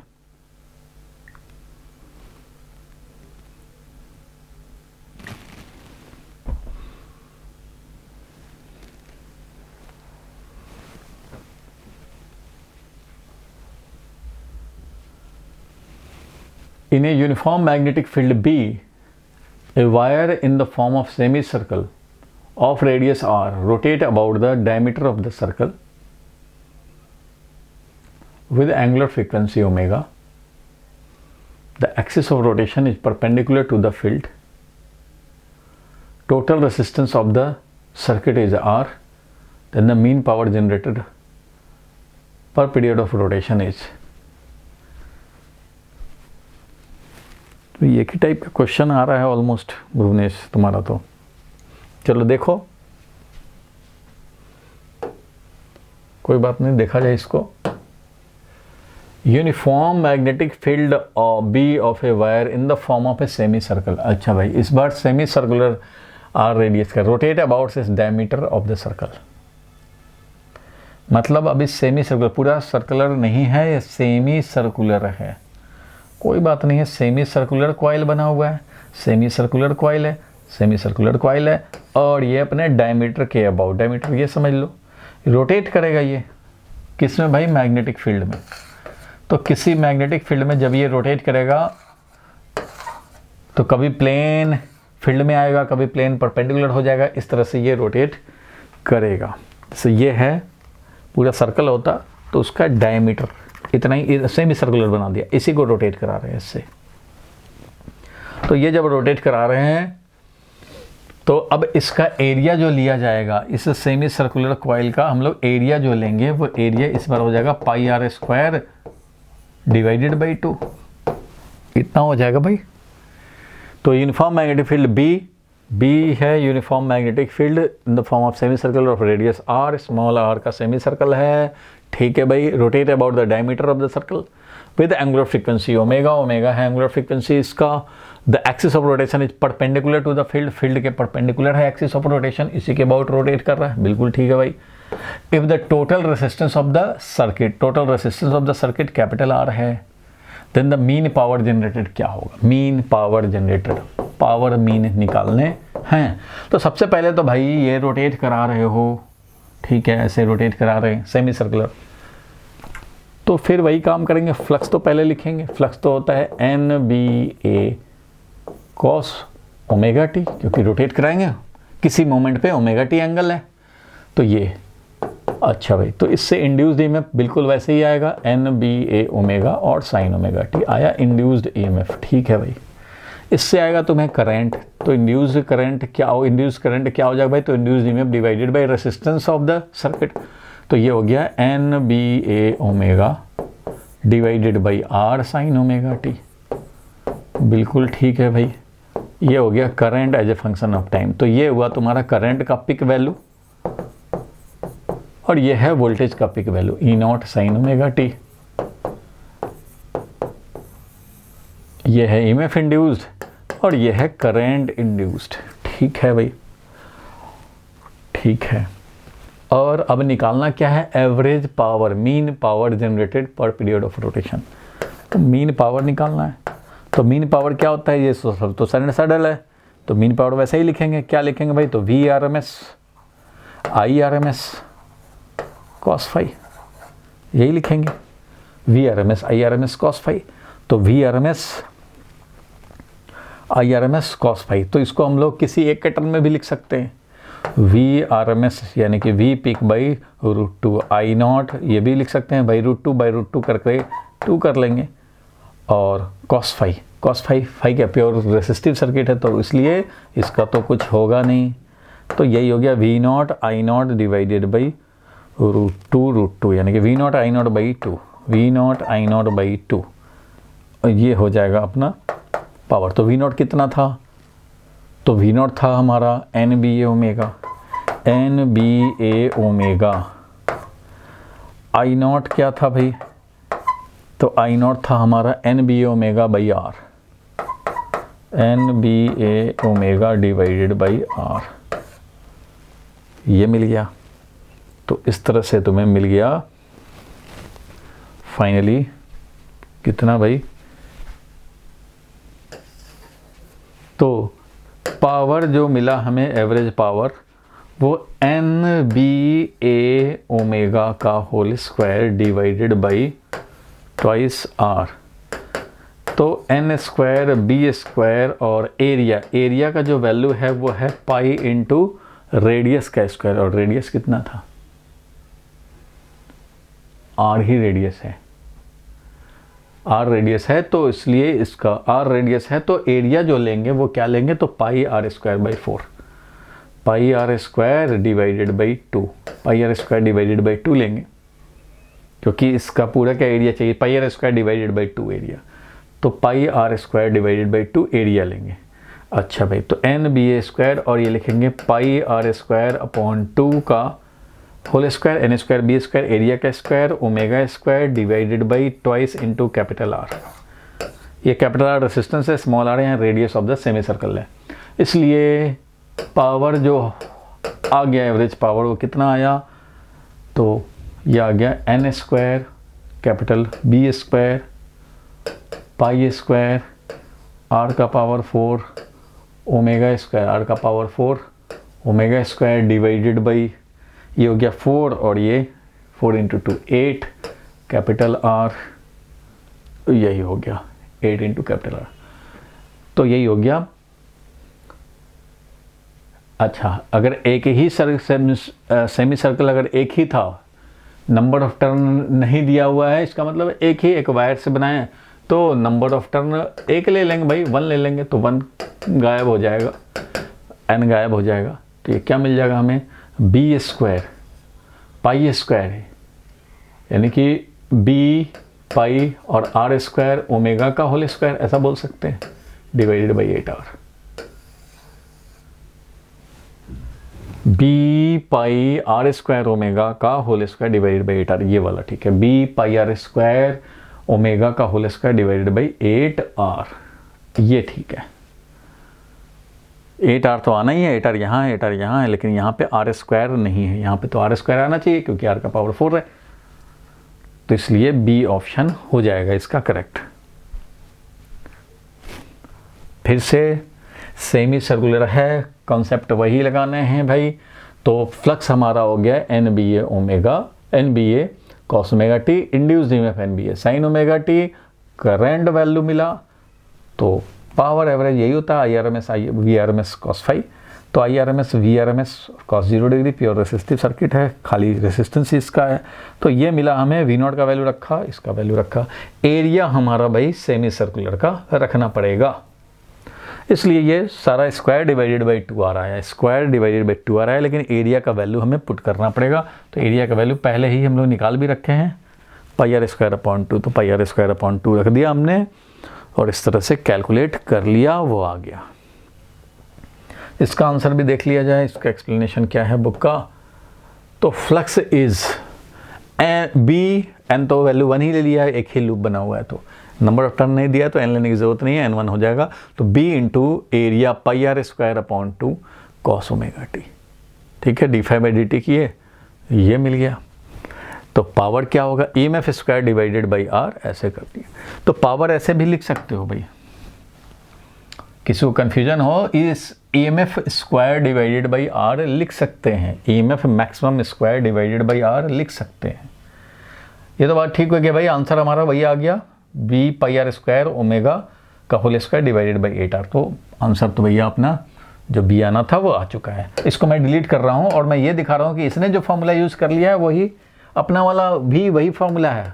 हम लोग एवरेज पावर के लिए क्या यूज करते हैं, V R M S I R M S cos phi, इसको आप चाहें तो ऐसा लिख सकते हैं क्या भाई, तो वी आर एम एस तो है भाई वी पिक डिवाइडेड बाई √2, ये है V peak divided by R resistance है, ये आई आर एम एस का वैल्यू इतना डिवाइडेड बाई √, या ऐसे बोलें कि चलो आई पिक अपॉन √2 ही लिखें, और यहाँ पे आ गया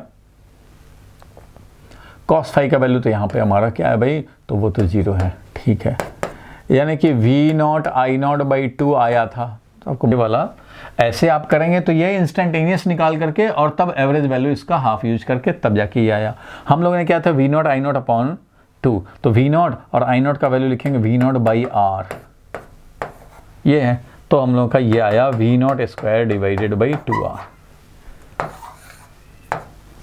ये आएगा करंट का पिक वैल्यू। तो यही तो हम लोगों का आया था, इसी तरह से काम किए थे। इसने क्या किया है वो आप समझो, ये मत सोच लेना कि अच्छा पावर इसने EMF स्क्वायर बाई आर किया है, भैया ये इंस्टेंटेनियस पावर है, देख रहे हो, ये टी टाइम का पावर टी टाइम पे जो वोल्टेज था स्क्वायर अपॉन आर है, तो ये है एवरेज नहीं, एवरेज करेंगे तो फिर इसको रखना पड़ेगा, इसका एवरेज वैल्यू रखना पड़ेगा, क्योंकि ये सब तो कांस्टेंट है, इसका एवरेज वैल्यू हाफ होता है, तो वो हाफ जब रखा तो ये मिल गया, फिर आंसर उतना ही आना है। हम लोग एवरेज का डायरेक्ट फार्मूला यूज़ कर रहे हैं जो हम लोग जानते हैं। तो ऐसा तो यूज़ कर लेंगे। ये इंस्टेंटेनियस वाला यूज़ कर रहे हैं। पावर होता है ना v²/r, तो ये instantaneous power instantaneous voltage square divided by r किया गया, v²/r, और इसके बाद एवरेज रखा है तो फिर हमें मिल जाएगा एवरेज वैल्यू v²/2r।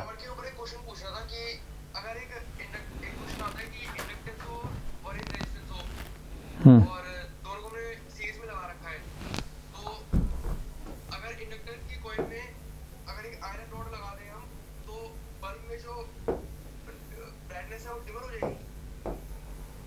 अभी बता रहा हूँ,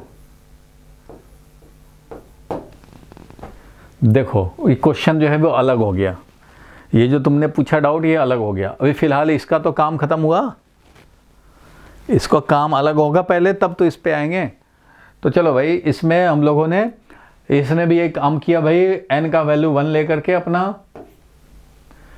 फ्लक्स निकाला, EMF निकाला, और पावर जो निकाल रहा है पावर डिसिपेशन, ये इंस्टेंटेनियस पावर है। एवरेज पावर जब लिखा तो साइन स्क्वायर का एवरेज वैल्यू यूज किया, साइन स्क्वायर का एवरेज वैल्यू होता है हाफ। ये फैक्ट है, मैथमेटिकल फैक्ट है, और ये कोई भी प्रूव कर सकता है। साइन स्क्वायर ओमेगा टी का average value, sine square omega T का एवरेज वैल्यू का मतलब है कि तुम साइन स्क्वायर ओमेगा टी को इंटीग्रेट करो 0 से 1 साइकिल के लिए, डिवाइडेड बाई 2π/ω करो, ये तुम्हें मिल गया इसका एवरेज वैल्यू। ये जब निकालोगे एवरेज वैल्यू तो तुम्हें मिलेगा हाफ, क्योंकि हमने 0 से 2π/ω यानी 1 टाइम पीरियड के लिए हमने इसको इंटीग्रेट किया और 1 टाइम पीरियड से ही डिवाइड कर दिया। तो ये जब निकालोगे this will be average value, और ये आएगा half. Sine square omega T हो या कॉस स्क्वायर ओमेगा टी हो, ये 1 साइकिल में हाफ ही होता है। वैसे भी होता है, SHM में भी कराया था 11th वालों को, ऐसे 11th में कराया था हम लोगों ने। साइन स्क्वायर ओमेगा टी हो या cos square omega T, graph इस तरह का होता है। साइन स्क्वायर ओमेगा टी होगा तो ये ग्राफ, और कॉस स्क्वायर ओमेगा टी होगा तो ये ग्राफ। तो इनका वैल्यू 0 से लेकर 1 तक जाता है, तो बताओ एवरेज वैल्यू क्या होगा? एवरेज वैल्यू हाफ होगा। तो यहाँ से भी यहाँ से भी एवरेज का फॉर्मूला तो यही होता है। तो average value half sine square का, क्योंकि देखो साइन स्क्वायर का वैल्यू 0 से लेकर 1 तक ही वेरी करता है। साइन स्क्वायर हो या कॉस स्क्वायर हो, 0 से लेकर 1 तक चलेगा ऐसे सिमेट्रिकली। तो इसका एवरेज वैल्यू कभी तुम्हारा 100 मार्क्स आता है, कभी 0 आता है, कभी 100 आता है, कभी 0 आता है, 100 आता है, तो एवरेज क्या आता है? 50 आता है। तो वही एवरेज वैल्यू इज़ हाफ, 0 और 1 के बीच में एवरेज वैल्यू हाफ। चलो कोई बात नहीं, ये क्वेश्चन ख़त्म हुआ। अब जरा इस पे जरा चलें हम लोग। क्वेश्चन है कि ये L है, ये R है, ठीक है भाई, और ये बल्ब कुछ ग्लो कर रहा है। बल्ब, ये बल्ब है, R मतलब एक बल्ब है, ग्लो कर रहा है। देखो बल्ब का जो ब्राइटनेस होता है ना, ब्राइटनेस, सारे लोग ध्यान से समझो, ब्राइटनेस जो होता है वो directly proportional to power dissipation. जितना ज़्यादा पावर, भाई जितना ज़्यादा एनर्जी निकालेगा उसी का तो लाइट में आएगा कुछ पोर्शन, ज़्यादा एनर्जी निकालेगा ज़्यादा ब्राइट होगा। तो प्रोपोर्शनल टू पावर डेसिपेशन होता है, ठीक है भाई। और पावर डेसिपेशन हम लोग समझते हैं I²R, तो I² के प्रोपोर्शनल समझेंगे हम लोग कि जितना ज़्यादा करंट होगा ना उतना ज़्यादा पावर डेसिपेट होगा, ऐसा ही समझते हैं भाई। करंट ज़्यादा होगा तभी तो करंट से ही तो ब्राइटनेस आएगा। I²R पावर लॉस होता है, तो करंट से होता है। तो हम लोग इस LR सर्किट में ध्यान देना, LR सर्किट में अगर मैं बोलूँ कि करंट का पिक वैल्यू क्या होगा, तो वोल्टेज का peak value divided by impedance, सब लोगों ने इसी में पढ़ा है भाई, डिवाइडेड बाई इम्पीडेंस। इम्पीडेंस क्या होता है भाई LR सर्किट में? तो √R² प्लस ω² L², यही होता है भाई, क्योंकि XL जो होता है वो क्या होता है? ω/L, तो इसलिए ये है, ये होता है, ठीक है, क्लियर है भाई। तो ये है करंट का पिक वैल्यू। तो अब भुवनेश तुम जो डाउट पूछ रहे हो उस डाउट का मतलब ये है कि बाकी लोग भी ज़रा समझें कि उसका पूछना ये है कि जब LR सर्किट है, कनेक्ट कर दिए किसी EMF से, तो इसका ब्राइटनेस कुछ है। अब इसमें क्या डालेंगे भैया? तो इसमें डालेंगे अब आयरन का रॉड। अब क्या करोगे, तुम्हारे स्कूल वाले ने ना, CBSE वालों ने फेरोमैग्नेटिक, डायमैग्नेटिक, पैरामैग्नेटिक हटा ही दिया सिलेबस से, और उस पर क्वेश्चन आ रहा है। तो ये ध्यान रखें कि ferromagnetic, paramagnetic and diamagnetic. Ferromagnetic जो होता है वो मटेरियल, अगर मान लो हमने कोई magnetic field B naught apply किया और ये मटेरियल रखा है, एक फेरो मैग्नेटिक रखा है, एक पैरामैग्नेटिक रखा है और एक डायमैग्नेटिक रखा है, 3 टाइप के रखे हैं, और ये फील्ड का वैल्यू मान लो 10 टेस्ला है, 10 टेस्ला, तो जो फेरोमैग्नेटिक होगा ये इसको 30 टेस्ला कर लेगा ऑलमोस्ट, और ये पैरामैग्नेटिक जो होगा इसको 10.2 टेस्ला कर लेगा, और ये वाला इसको 9.8 टेस्ला कर लेगा डायमैग्नेटिक। मीन्स डायमैग्नेटिक थोड़ा सा डिक्रीज करा लेता है ड्यू टू मैग्नेटाइजेशन, ये पैरामैग्नेटिक थोड़ा इंक्रीज करा लेता है, फेरोमैग्नेटिक बहुत ज़्यादा इंक्रीज कराता है। फेरोमैग्नेटिक मटेरियल का ये खासियत है। And iron is ferromagnetic. तो जब भी आप आयरन डालोगे, आयरन है, निकेल है, ठीक है, आयरन निकेल ये सब फेरोमैग्नेटिक का एग्जाम्पल है। तो जब आप आयरन कोर इसमें डालोगे, इसे कॉइल में, इंडक्टर में आयरन डाल दोगे, तो भैया देखो इसका इंडक्टेंस जो होता था, याद होगा कि इंडक्टेंस का एक्सप्रेशन क्या होता है, किसी का सेल्फ इंडक्टेंस का एक्सप्रेशन क्या होता है बताओ। तो किसी का सेल्फ इंडक्टेंस का एक्सप्रेशन जो होता था, याद होगा, mu naught into pi are square N square L, इस टाइप का होता था, याद होगा। Self inductance of a solenoid या कॉइल, चलो निकाल लेते हैं तो एग्जैक्ट हमें याद भी आ जाएगा। अच्छा देखो, एक कॉइल है, इसमें हमने करंट पास कराया तो फ्लक्स बनेगा। फ्लक्स कितना बनेगा भाई, तो mu naught n i field है into area pi are square है, ये बना फ्लक्स, और total number of turn n into l है, ये बना फ्लक्स, और फ्लक्स तो होता है एल आई, इसलिए आई छोड़ दो, बाकी सब है एल। तो एल का वैल्यू हमें मिला, एल का वैल्यू मिल गया mu naught N square pi are square into L, ये है self inductance of a solenoid और कॉइल। तो mu naught pi are square N square L, तो ठीक ही लिखा था हमने ये।